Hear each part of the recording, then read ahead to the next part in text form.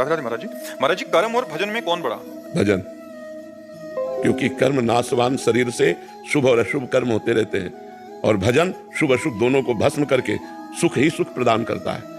कर्म में कभी सुख है, कभी दुख है, कभी लाभ है, कभी हानि है, कभी मान है, कभी अपमान है, कभी निंदा है, कभी स्तुति है, लेकिन भजन में केवल भगवान और महासुख, वो सारे पापों को नष्ट करके वो अविनाशी पद प्रदान करता है। कर्म की ताकत नहीं कि अविनाशी पद प्रदान कर सके, भजन की ताकत है कि वो अविनाशी पद प्रदान करेगा।